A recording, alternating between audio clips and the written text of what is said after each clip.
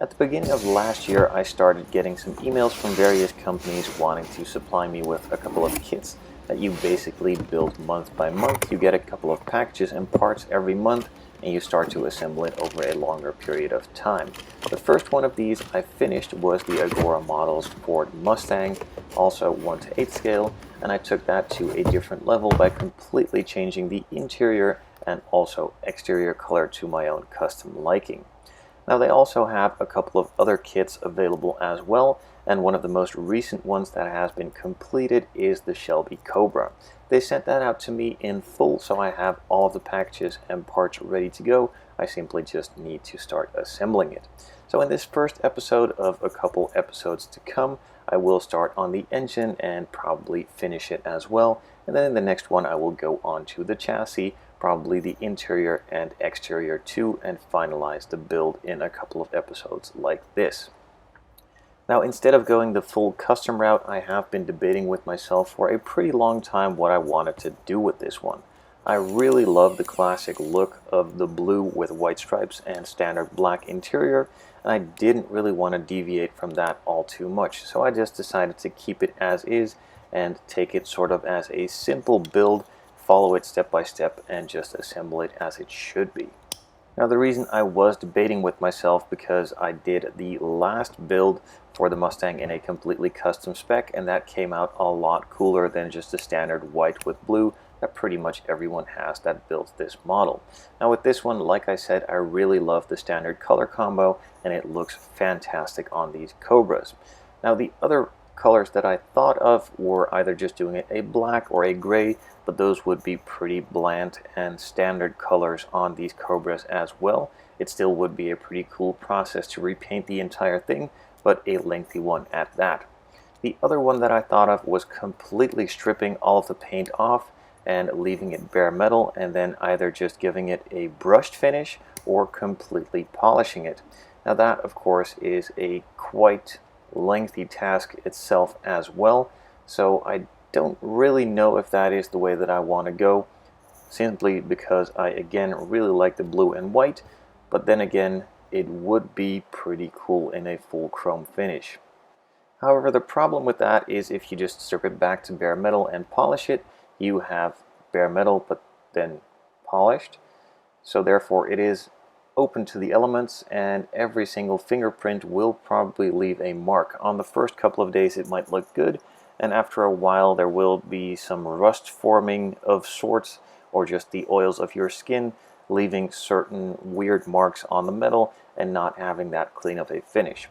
So then you would need to clear coat it, and I've never really clear coated bare metal. I've heard of bare metal clear coats available. I'm not really sure how well they work, and I don't really think I want to tackle it on a build this big and this expensive.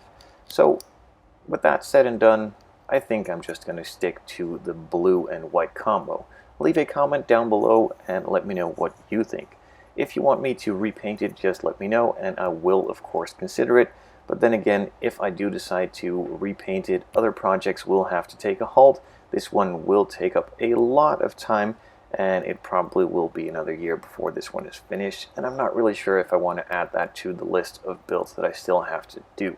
So again, let me know in the comments down below. Would love to hear your thoughts on this. Rant complete, time to move on to the build, which I was already doing, so time to continue with the build as I already was. Yeah, not making much sense, but that probably doesn't matter.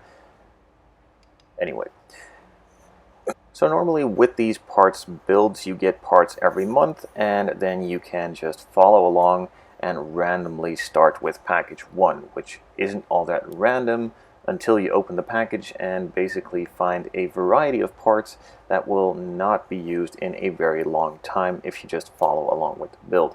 So in this case, in package 1, there was a steering wheel, the hood was in there, and a couple of other components like a wheel. Not 4 wheels, just 1. So for now, I decided just to shelve all of the parts that I don't need right away and simply just build it up step by step. So in this case, as you can see, I'm starting off with the engine and then just moving on to the chassis, which is next, and you will start to progress pretty normally following package 2, 3, 4 up to 12. But in that first package there are some other pieces like the exhaust pieces for the side, which I'm not going to be using in a while because the body needs to be on and then those parts will be installed. So for now I'm just not even touching them. I'm completely moving those parts aside and making a sort of chronological order for this build as you naturally would. So if you're following along with this build and maybe have bought one yourself, this might not seem like the logical way, as I'm deviating from the instructions themselves a little bit and just building the parts that I want to build in order to make it a nice flowing video. With the second rant now out of the way as well, in the meantime the engine itself is progressing pretty nicely. All of the parts are slipping and screwing together as they should, and I didn't really run into any problems whatsoever. So once that was completed, I could move on to the oil pan, screw that bottom half on there, install that to the main engine part, and then finalize the engine by installing the top side and also the second side of the engine before moving on to some wiring.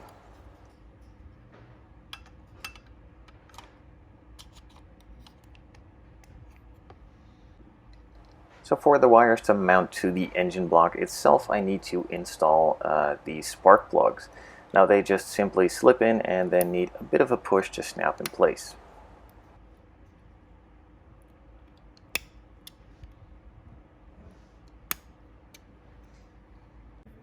The spark plug wire is of course included with the kit as well. However, it is a small roll of it and you still need to cut it to size. Simply just following along with the instructions, it completely makes sense which sizes need to be cut. You need to cut a couple of 8, then 6.5 and 7.5 too, and then you are pretty much ready to go.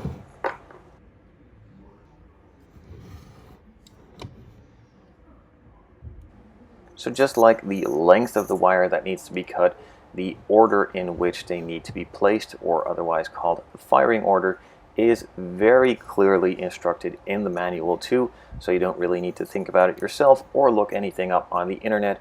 Just go along with the instructions and you will be perfectly fine, replicated as it should be, and having that correct firing order. Now this could be a little bit of a fiddly job. Somehow the first two were pretty tough to get on, and I needed a bit bigger of a tool than myself to install them in here and hopefully have them in place permanently. So they needed a bit of tough love and a lot more pressure than just putting them in there, but then again, this isn't making much sense either anymore. Nevertheless, I'm just going to follow the instructions, install all of the parts, and go one by one. Like I just said, these were installed permanently, and obviously they didn't really want to stick in place all that much. So instead of just keeping on doing this and trying to figure out why they aren't staying in place and making it a little bit harder for myself than it has to be, and also getting a little bit frustrated if they don't want to stay in place, I took a couple of minutes to cool down and then just took a breath and tried again. This time around they fit in perfectly fine. Not sure why they didn't the first time, but that is pretty sure all my fault. Nonetheless, I moved on to the rest. And before I moved on to the rest, they did pop out a couple of more times. So instead of just doing it the way that the instructions tell you to, I'm gluing them in place, as I'm not going to be removing them anymore and I want them to stay in there. So with a little bit of super glue on both the distributor itself, on the wire, and all of the plugs, just to keep them in place permanently, that helps out a lot. And I'm just going to do the rest of the assembly as the instructions state too. Now, full disclosure, I did not read the instructions. I just looked at the pictures because that is much easier. So I'm not sure if that they say in the instructions to use a little bit of glue or not. So if they did, then just follow the instructions and use the glue as they say. If they didn't, then of course use the glue instead, as without the glue they don't want to stay in place.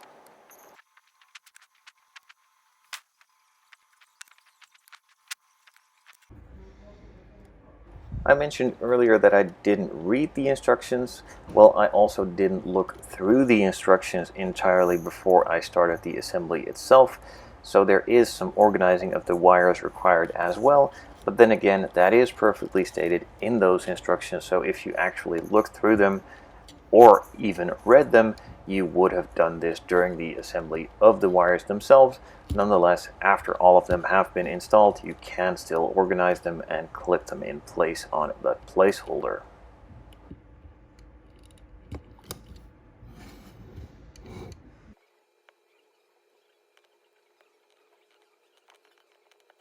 With the first 8 for all of the cylinders now done, there was a final one. I'm not really sure for what, but you will all probably laugh in the comments and kill me for this, and you will probably know this, and I should have researched it, but I didn't. So this one was installed as well, and with that, the engine is finished for now.